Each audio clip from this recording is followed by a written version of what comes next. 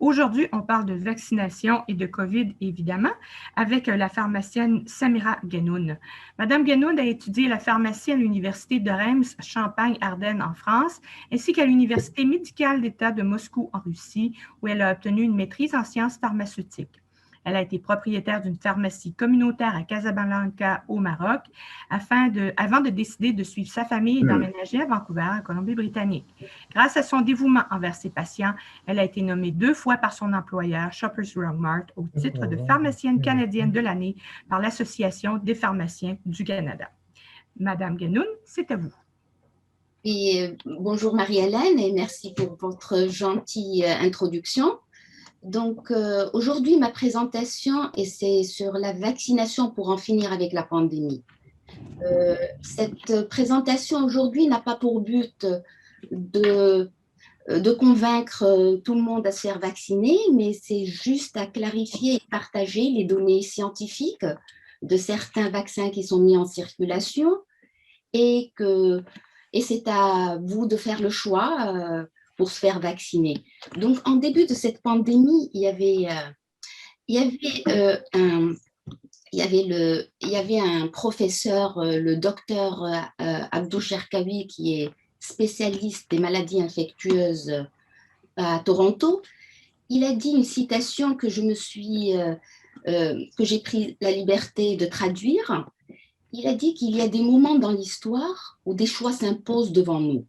Nous pouvons tomber dans l'impuissance, l'échec et la futilité en essayant de nous sauver individuellement par n'importe quel moyen, ou bien nous pouvons assurer la survie, la résilience, l'endurance en nous sauvant mutuellement. Donc, par ceci, au moment de cette pandémie, l'urgence a forcé la science à réussir l'impossible. Et en moins d'1 an, des premiers vaccins ont été approuvés.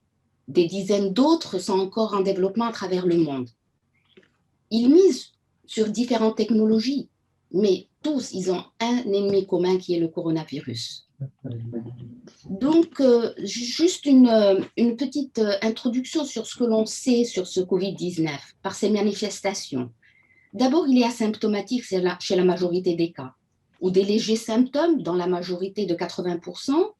Il peut être des états sévères de 15% ou des états critiques chez une faible proportion qui est de 5%. On a su que le taux de mortalité est influencé par l'âge. Donc, plus on est âgé, plus on est vulnérable. Donc, c'est pour cela qu'on va voir que la vaccination s'est faite en fonction de l'âge.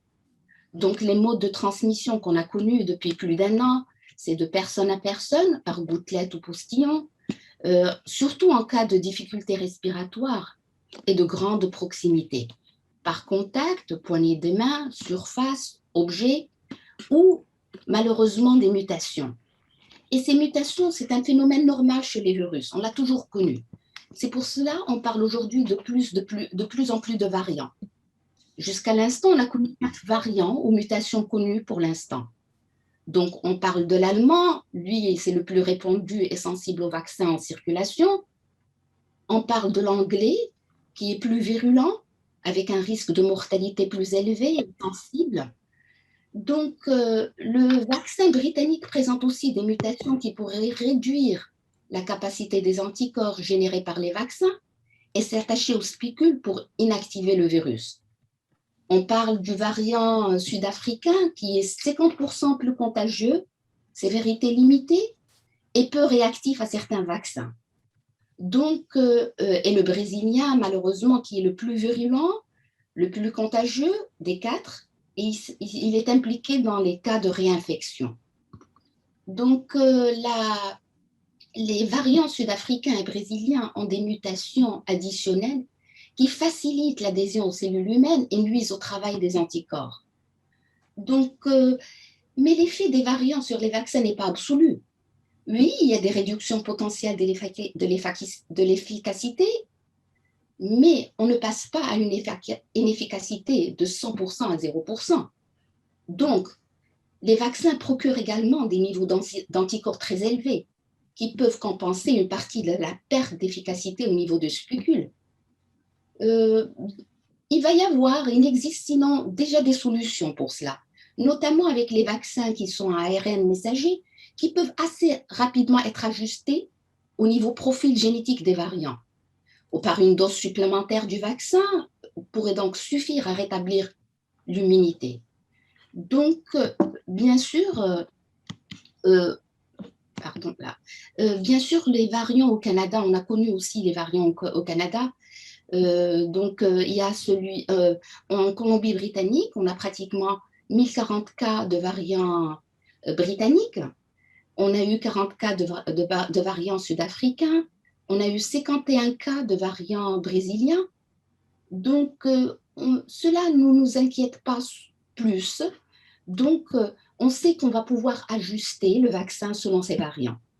Donc, aujourd'hui, les vaccins approuvés par Santé Canada sont le vaccin Pfizer, il y a le vaccin Moderna, il y a le vaccin AstraZeneca et le vaccin Johnson Johnson.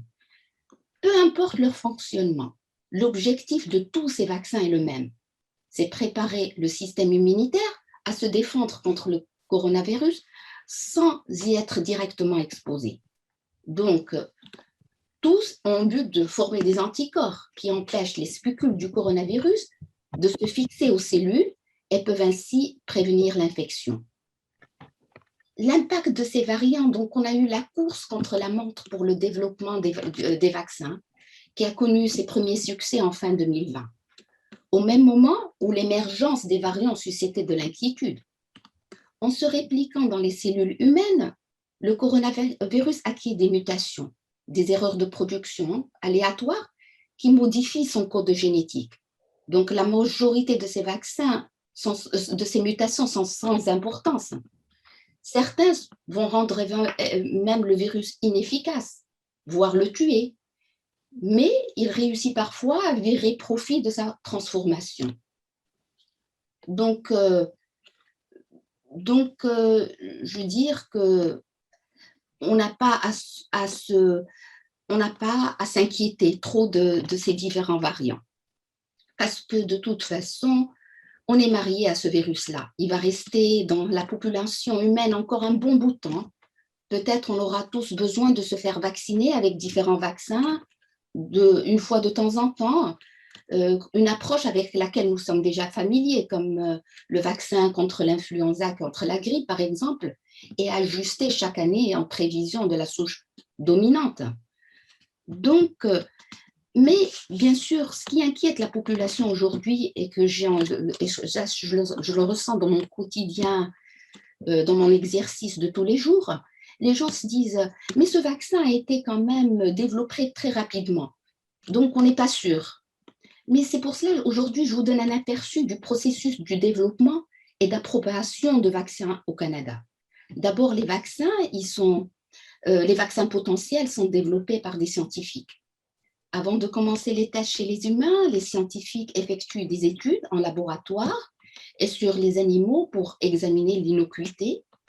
Après, on passe à une phase 1, la phase 1, avec des dizaines de participants pour voir si le vaccin est sûr, quelle est l'échelle de dosage sécuritaire et y a-t-il des effets indésirables. Puis on passe à la phase 2 avec une centaine de participants pour savoir si le vaccin fonctionne-t-il. Est-ce qu'il fonctionne bien d'abord?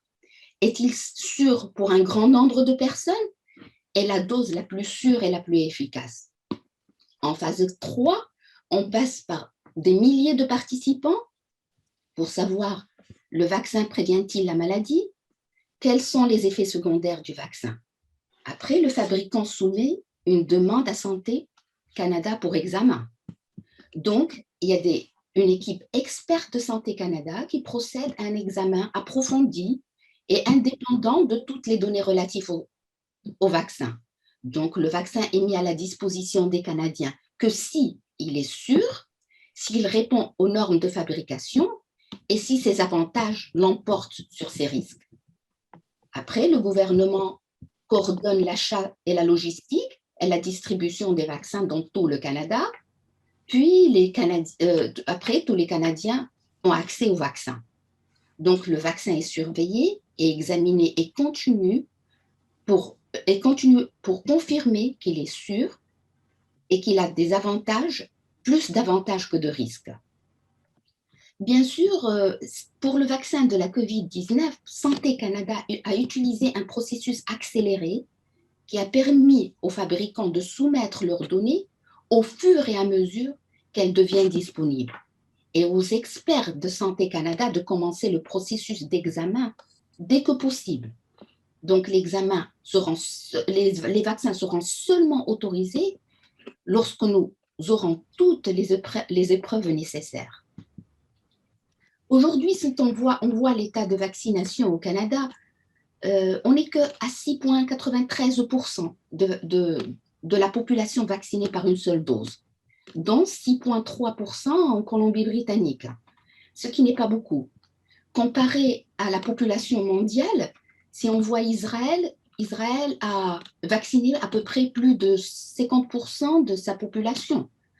Israël aujourd'hui, en droit au cancer, ils peuvent avoir une vie plus ou moins normale.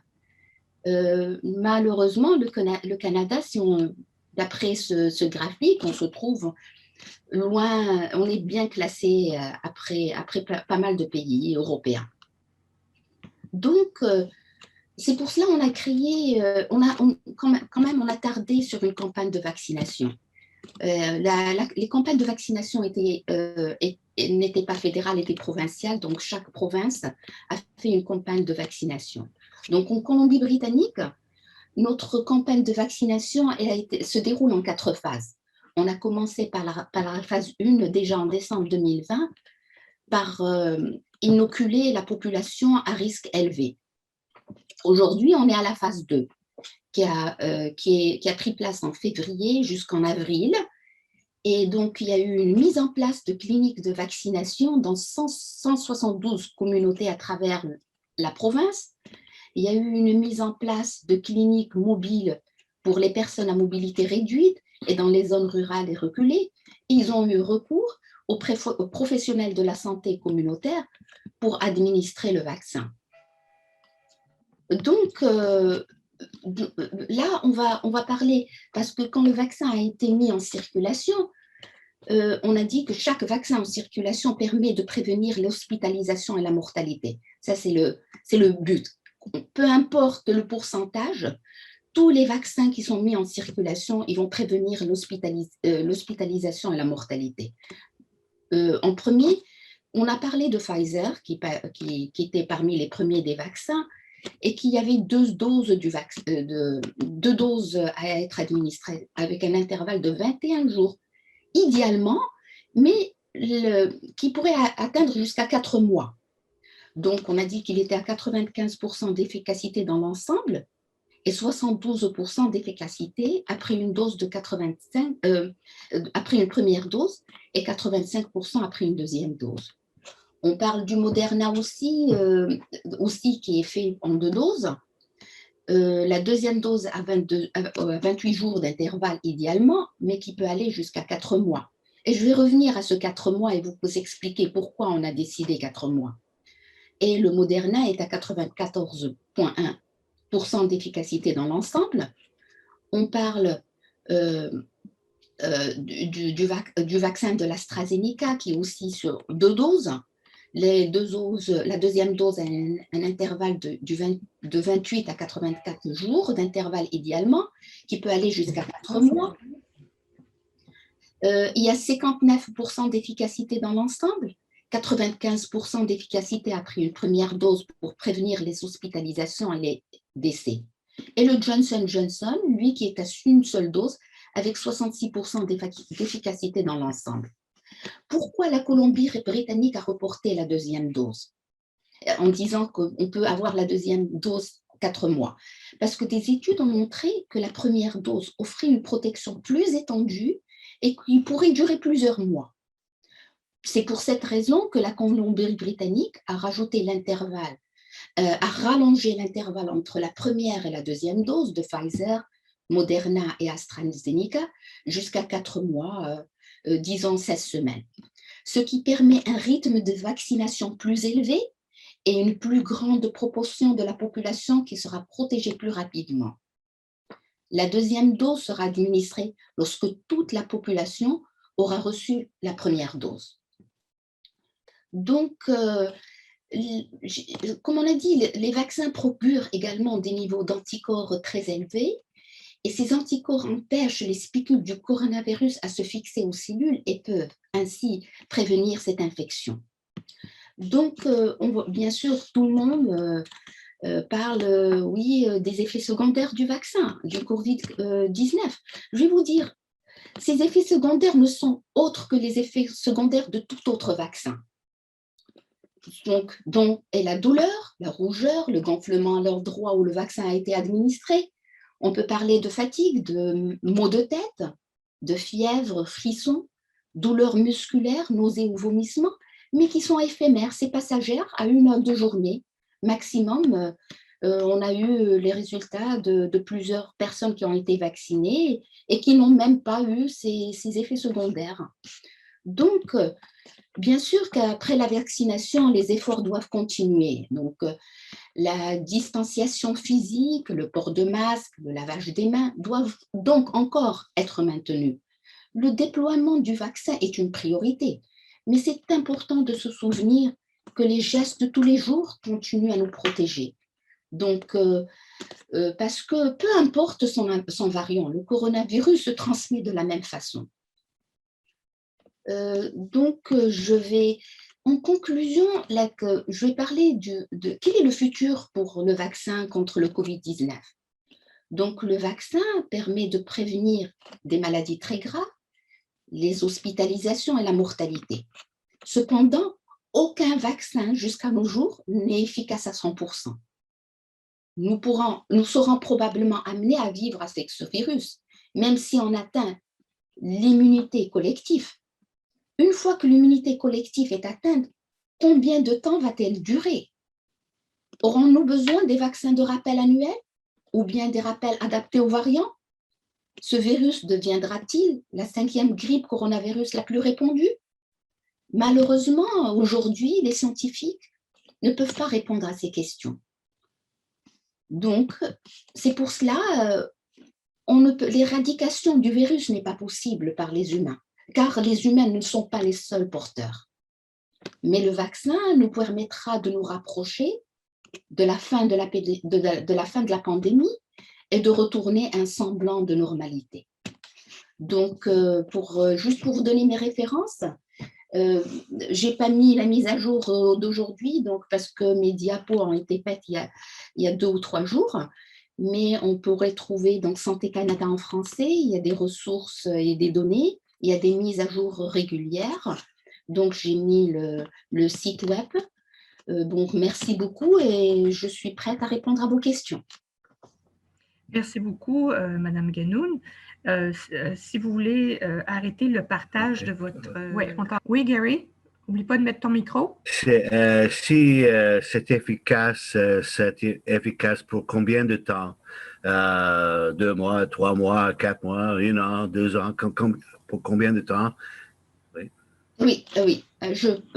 Déjà, là, on a l'efficacité du vaccin. Donc, pour l'instant, on peut passer à 4 mois, c'est sûr. Les études ont montré que 4 mois pour le 2e vaccin. Et la science, on ne sait pas s'il va y avoir des rappels des vaccins ou on va s'adapter au changement des variants parce qu'il peut changer, ce vaccin peut changer. Il peut être irradié et peut être inefficace.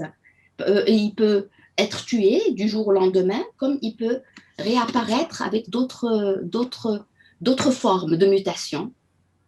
C'est pour cela la science, on continue à faire des études quand même, pour savoir s'il va falloir qu'on ait un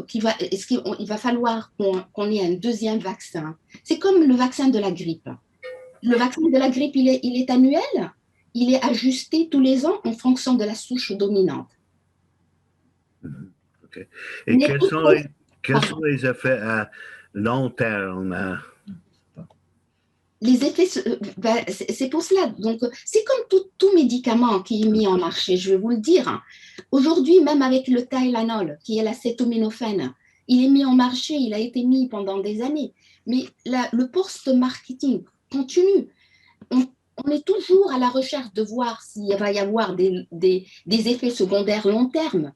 Oui. Tout ce qu'on fait aujourd'hui, c'est essayer de stopper la pandémie et que voir que l'efficacité de ce vaccin remporte sur les risques. OK, merci. Dans le cas des personnes qui ont déjà eu le COVID et qui donc ont déjà une certaine immunité naturelle, à moins que ce soit le variant brésilien, comme vous avez brésilien ou sud-américain, sud-africain, oui. Je ne me souviens plus.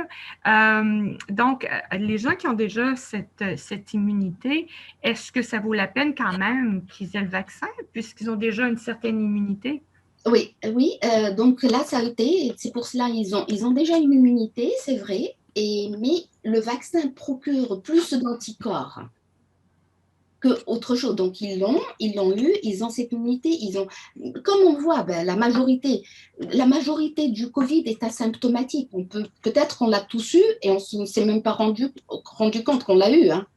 Tellement parce qu'on ne s'est pas fait tester, on n'a pas eu de symptômes, il n'y a pas de raison de se faire tester si on n'a pas eu de symptômes. Mais c'est juste, c'est se défendre contre le coronavirus sans y être exposé. Donc, on forme ces anticorps comme on est sûr au moins qu'on ne va pas pouvoir le transmettre à d'autres personnes qui, eux, sont plus vulnérables. Donc, c'est pour cela. Peut-être nous, on est protégés, on n'en a pas besoin. Notre corps produit des anticorps qui sont naturellement contre. Mais pour ne pas le transmettre à d'autres personnes qui, eux, peut-être sont beaucoup plus vulnérables et peuvent avoir plus de complications que nous. Mais en fait, Normand, je te reviens tout de suite après. Je veux juste finir ma question. On dit que le vaccin ne nous empêche pas d'avoir le coronavirus. Il nous empêche juste d'être trop malade ou de mourir. Oui. Donc, même avec le virus, même avec le vaccin, on peut quand même transmettre le virus. On peut transmettre, c'est pour cela, même avec le vaccin, on peut le transmettre effectivement, parce que on peut l'avoir, mais c'est pour cela, si c'est d'autres personnes, ces personnes vulnérables sont vaccinées, donc ils peuvent répondre quand même. Ils ont les anticorps pour répondre et ne pas être hospitalisés. C'est ce qu'on cherche, c'est éviter l'hospitalisation et la mortalité. Merci. Normand? La stratégie vaccinale, moi je suis en Colombie-Britannique, je ne sais pas si vous êtes en Colombie-Britannique vous-même. Oui. La stratégie vaccinale est vraiment inégale au Canada. Je peux voir que, comme actuellement au Québec, on vaccine massivement aussi en Israël, aussi, si on prend un autre exemple. Mais c'est étonnant, je suis allé ici au centre de vaccination où on administre des vaccins, là, ici à Esquimalt, le plus proche où je viens me rendre. Et il y avait une personne quand je me suis présenté. Et on m'a dit, vous n'êtes pas sur la liste. On vaccine uniquement les gens de 80 ans et plus. Elle a regardé sa liste, là, puis elle a dit, votre nom n'est pas là. Elle s'est informée si elle pouvait me passer. J'ai dit, j'ai montré ma carte d'identité avec l'âge. Donc, je ne comprends pas trop la stratégie. On dit, les mesures sont en place, les mesures sont assez rigoureuses, mais le rythme de vaccination est comme un peu au ralenti. Oui. Effectivement, malheureusement, en Colombie-Britannique, ça a pris du temps. Ça a pris du temps de placer un protocole de vaccination. Donc, ils étaient un peu ici parce que d'abord, on n'a pas reçu à temps les vaccins. Ils ont commencé par les gens qui sont les plus vulnérables et qui sont, par exemple, dans les maisons de retraite, les gens de la santé qui sont à risque. Et ça change tous les jours. Je vous dis qu'on est en phase 2 et c'était prévu pour les gens nés 1941 et plus. Et là, du jour au lendemain, ils ont mis aussi les enseignants qui n'ont pas été pris en considération. les travailleurs essentiels hein, qui sont confrontés tous les jours et qui doivent aller travailler tous les jours, ils sont confrontés aussi tous les jours et qui peuvent transmettre la maladie, donc n'ont pas été pris en charge. Donc, au fur et à mesure, ce protocole est en train ils sont en train de l'adapter. Donc, je pense le 1er avril, c'est pour cela ils doivent suivre exactement ce qui se passe. Donc, ils ont pris par tranche d'âge. Ils ont inclus à la phase 1, ils ont inclus les gens de la santé. Donc, la phase 2, ils ont pris que les gens à tranche d'âge. Et là, ils sont en train de mettre les enseignants et de changer au fur et à mesure. Merci. Donc, je pense que j'ai répondu à votre question. C'est vrai, on a pris plus de temps par rapport à d'autres provinces. Anne? Oui, j'ai un commentaire et 2 questions. En ce moment, je fais du bénévolat à Century House, qui est un centre d'activité pour les aînés ici à New Westminster. Et nous avons une clinique pop-up où on donne les vaccins. Alors, 2 fois par semaine, depuis quelque temps, on offre des vaccins et je fais du bénévolat pendant cela. Alors, je peux dire que maintenant, la tranche d'âge est je crois que c'est à 1947 ou 48 naissances et ça va changer la semaine prochaine, ça va descendre encore. Alors, c'est une question, ça procède assez vite. Alors, et la province aussi ouvre des grands centres de vaccination. Alors, j'ai eu la chance aussi de faire le suivi avec plusieurs personnes qui ont eu leur vaccin et la majorité d'entre elles n'ont pas eu aucun effet, aucun problème. Alors, ça se passe très, très bien. J'avais une question, je pense que vous l'avez répondu en partie.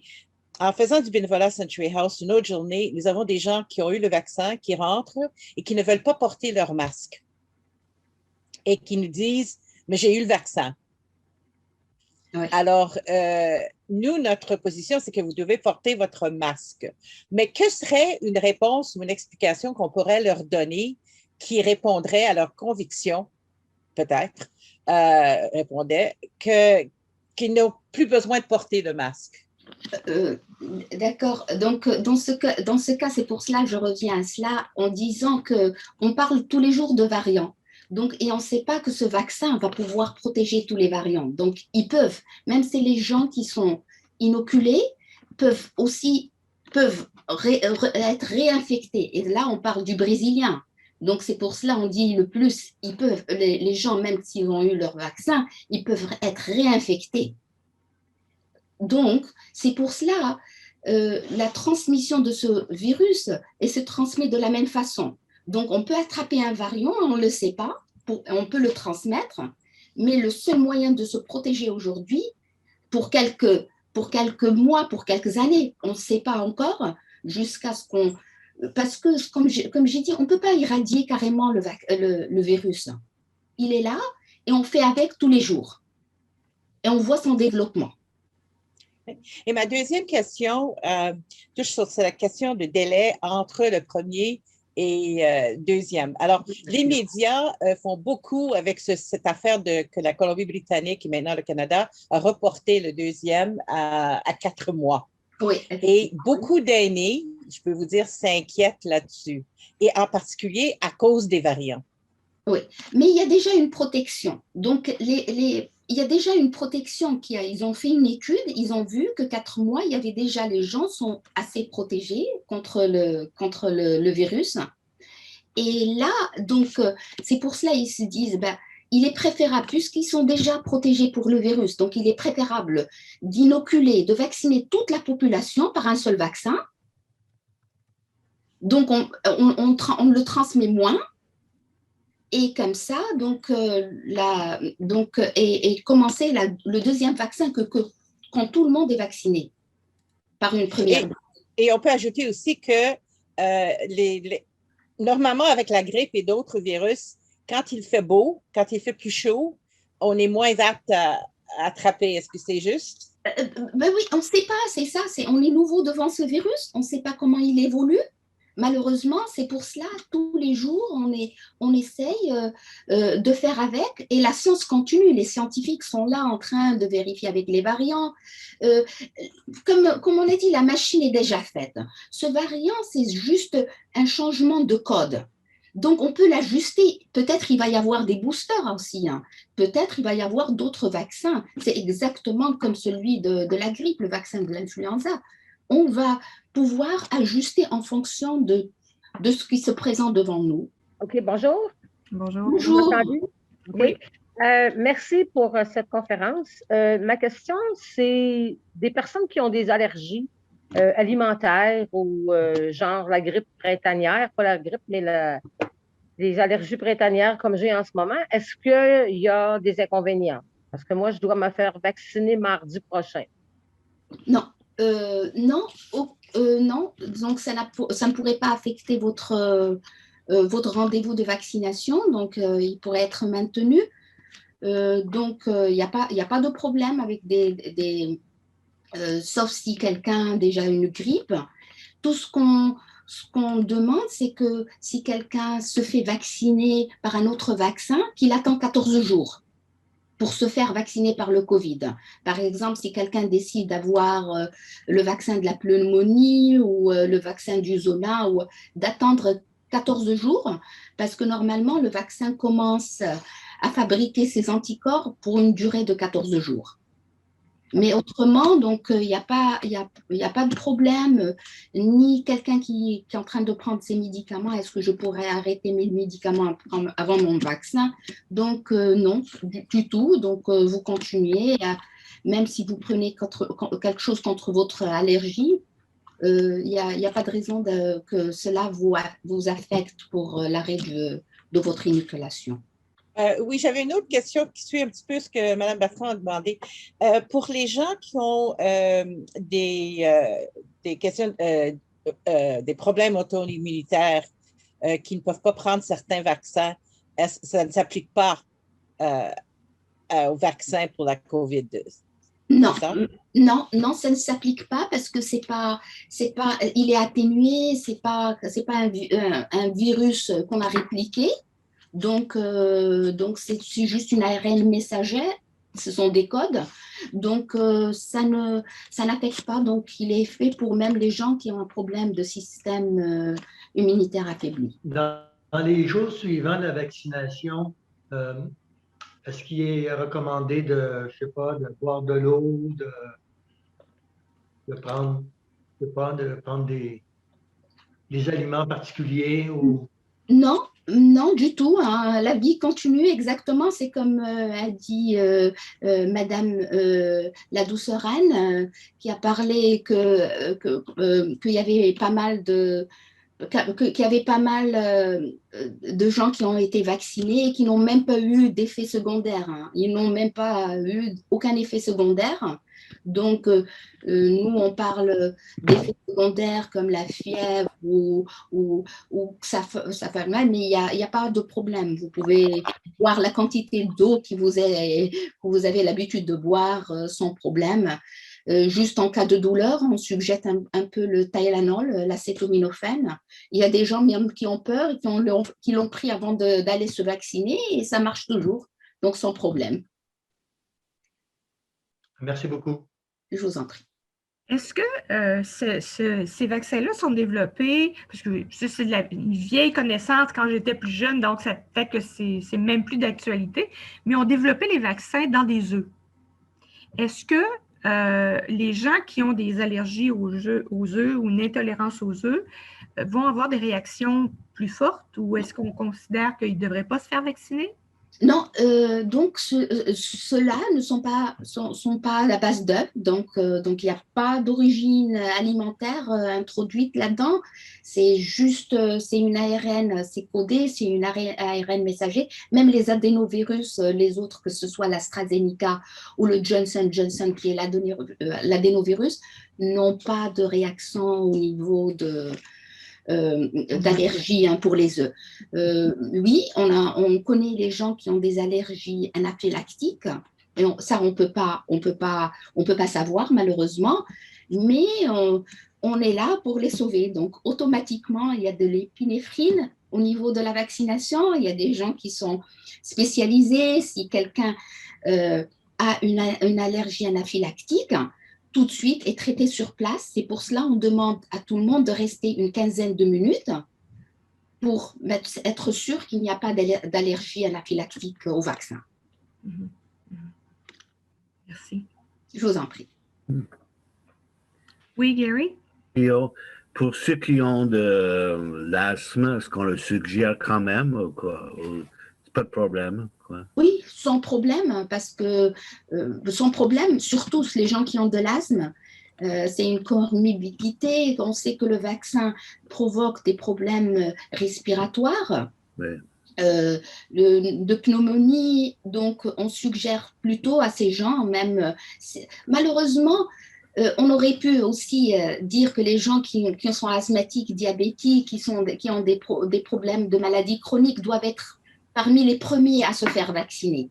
Non parmi, mais il fallait trouver, mais on s'est rendu compte que c'est l'âge qui détermine la mortalité dans les gens. Donc c'est pour cela on s'est fixé que sur l'âge, et on s'est dit on va d'abord vacciner les gens les plus âgés et on va partir au fur et à mesure pour tout le monde, pour vacciner la majorité.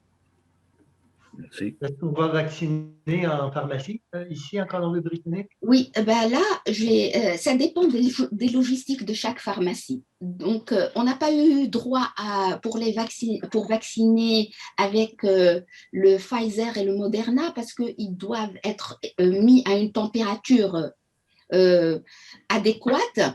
Et malheureusement, les officines communautaires n'ont pas de réfrigérateur pour garder ces vaccins.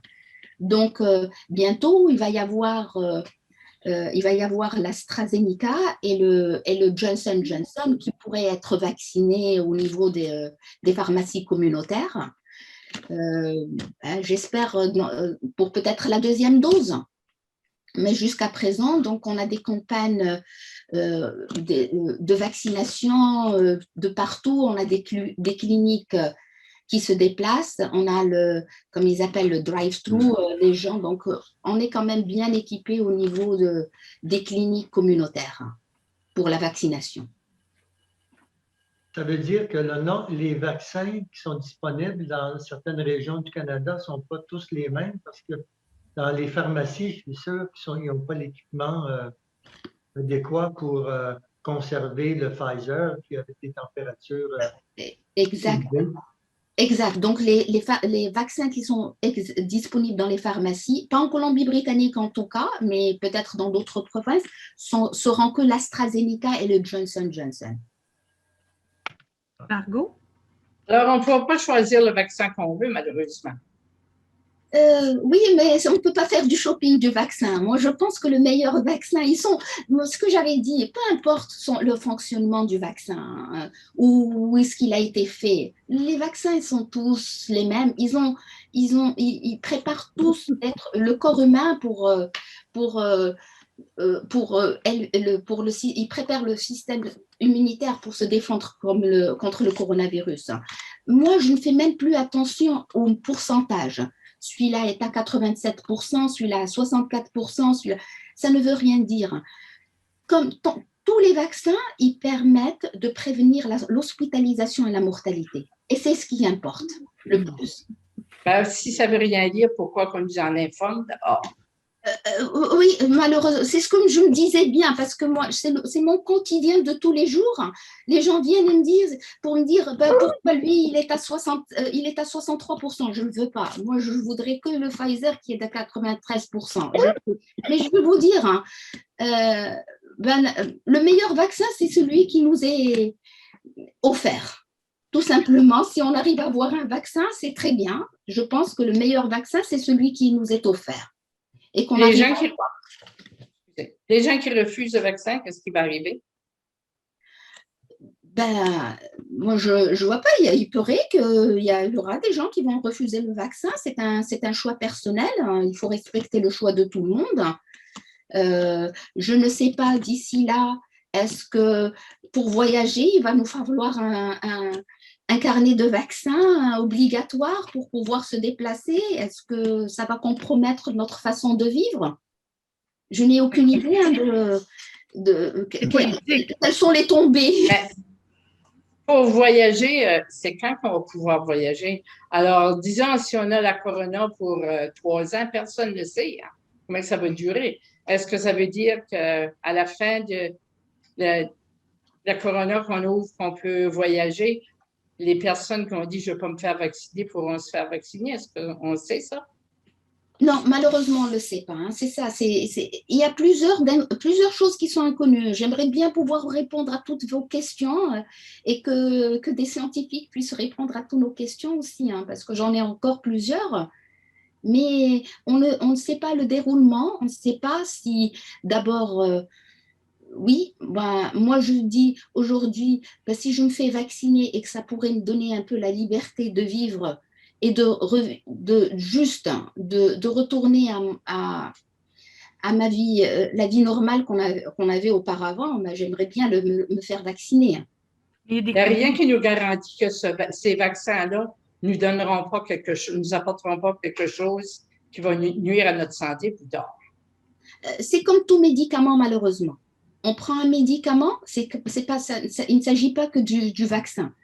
Et on prend des médicaments de pression artérielle, des médicaments, que ce soit des médicaments chroniques de diabète et tout. Le long terme, on ne le sait pas. Mais le court terme, on le sait toujours. Et on sait, c'est pour cela, on se dit, quel est l'avantage du vaccin aujourd'hui par rapport à ses effets secondaires? C'est aujourd'hui. OK. On prend une chance. Eleanor, c'est à vous. OK. Samira, est-ce qu'il y a des gens qui vous posent la question, si je ne suis pas certaine au niveau du vaccin, quelle est l'alternative que j'ai pour renforcer mon système immunitaire? Si je n'ai pas encore pris la décision de me faire vacciner ou non, est-ce qu'il y a des alternatives pour renforcer mon système immunitaire? Non, le système immunitaire, donc on peut parler donc du système immunitaire. On sait que l'exercice physique aujourd'hui permet de garder un système immunitaire en forme. Les gens peuvent, quand on fait de l'exercice, la vitamine D, la vitamine C, donc on peut avoir des suppléments. Éviter le stress peut-être, mais oui, est-ce que ça pourrait arrêter le virus? Mais tout ce qu'on sait, c'est, par exemple, tout ce qu'on sait, c'est comment se protéger, par exemple, c'est la distanciation physique. C'est le port de masque, le port de masque. Tout cela, c'est sûr que parce que c'est le seul moyen, le virus se transmet par gouttelette, par contact et tout. Donc, si on continue à faire cela, on est protégé. Juste pour vous dire, j'ai travaillé depuis le mois de mars jusqu'à aujourd'hui avec le port de masque, avec la distanciation physique, avec tous les produits sanitaires, le lavage des mains. Je ne suis même pas, normalement, même avec la grippe, d'habitude, en tant que pharmacien exposé à plusieurs, on ne l'a pas eu cette année. Que ce soit moi ou mes confrères et consoeurs, donc on était vraiment protégés avec ces ports, avec la distance. D'ailleurs, on avait dans les nouvelles des statistiques là-dessus, on disait qu'il y avait comme...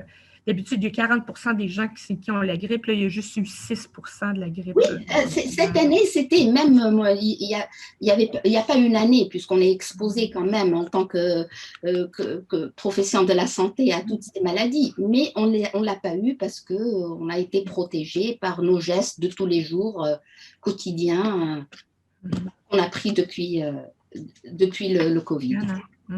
Anne? Oui, j'ai encore 2 questions, un commentaire. Je dois avouer que moi, je suis prête à avoir le vaccin. Je m'inquiète moins au sujet des risques futurs, s'il y en aura. Je regarde mes risques présents d'attraper la COVID. Et deuxièmement, avec le vaccin, je pourrais voir ma famille. Je pourrais voir mes petits-enfants. Et franchement, ça, pour moi, ça vaut le risque, je dois avouer. Question au sujet de la 2e dose.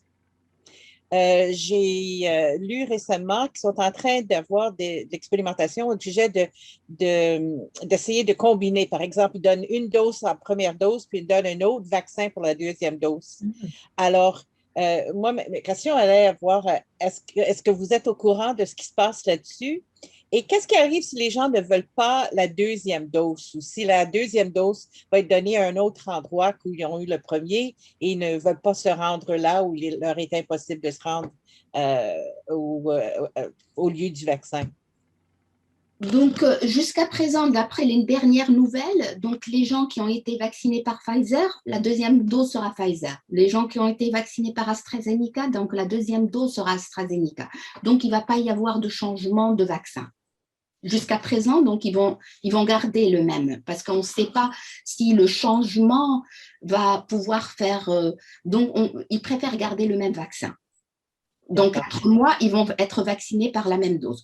Le changement après, quand on s'inscrit pour la vaccination, on peut choisir l'endroit quand même.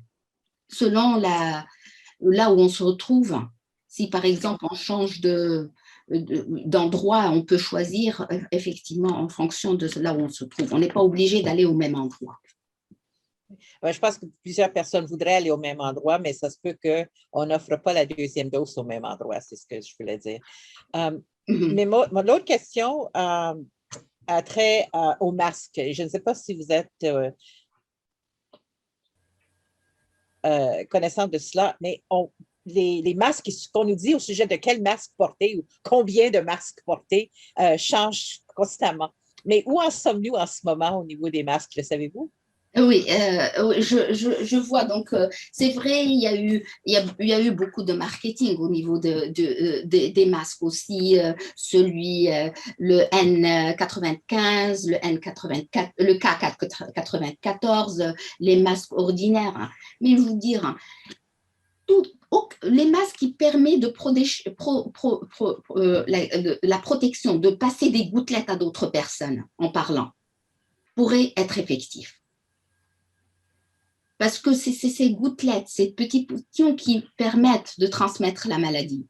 Donc, effectivement, n'importe quelle barrière qui pourrait éviter de transmettre cela peut être une bonne barrière. Okay. Je pense que l'inquiétude est au début, on portait les masques pour protéger les autres au cas où on avait contracté le virus. Oui. Mais il y a aussi l'élément maintenant de plus en plus où les gens regardent de se protéger eux-mêmes contre quelqu'un d'autre qui aurait le virus. Et c'est là où devient la question du nombre ou de l'épaisseur ou du mélange de tissus ou quoi en ce qui a trait au masque. Alors, ce que vous dites encore, la raison primaire pour porter le masque, c'est pour protéger les autres. C'est pour protéger bien sûr les autres, beaucoup plus. C'est pour ne pas émettre des gouttelettes. Hein. Mais si si le virus en nous, si on ne peut pas se protéger contre quelqu'un d'autre, bien sûr, s'il émet des gouttelettes, notre masque va nous protéger aussi. Hein. Normand? C'est réciproque. Hein. Oui, concernant le carnet de vaccination, quand on arrive au lieu de vaccination, est-ce qu'on nous fournit un carnet de vaccination comme quoi à la sortie, on a la preuve qu'on a reçu le premier vaccin et lequel on a reçu? Oui. Parce que moi, le 19 juin, je m'en vais dans une autre province. Là. Donc, oui. Je sais que je n'obtiendrai pas mon deuxième vaccin ici, j'en doute.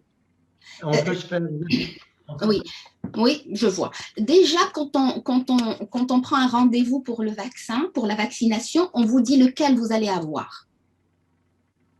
Même avant d'y aller. Donc, avant d'y aller, même, on vous dit lequel vous aurez. On vous envoie, si vous faites cela par email, quand vous vous inscrivez avec le site web, on vous dit, vous allez être vacciné par le Pfizer ou vous allez être vacciné par le Moderna. Donc, vous savez d'avance lequel vaccin vous allez avoir. Est-ce qu'on nous remet un carnet de vaccination?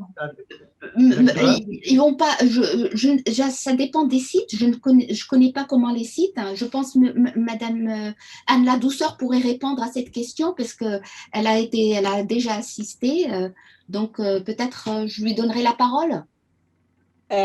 Oui, en fait, les gens reçoivent une copie d'une lettre formule, là, mais ils ont aussi une carte. Alors, les gens qui étaient dans notre clinique ont une carte. Et ça, je sais pas qu'il y a un monsieur qui n'a pas eu sa carte et qui est venu hier demander s'il pouvait avoir sa carte, mais les gens pensent toujours que c'est Century House qui gère la clinique, tandis que c'est Fraser Health qui le fait. Mais ils ont une carte. Et il y a un rappel aussi de quand ils devraient avoir leur deuxième, alors de faire la communication. Et leurs données sont entrées dans le système. Alors, on prévoit qu'ils vont être contactés pour le deuxième. Alors, le deuxième va commencer vers le mois de juillet. Oui. Et c'est ce que je sais en ce moment.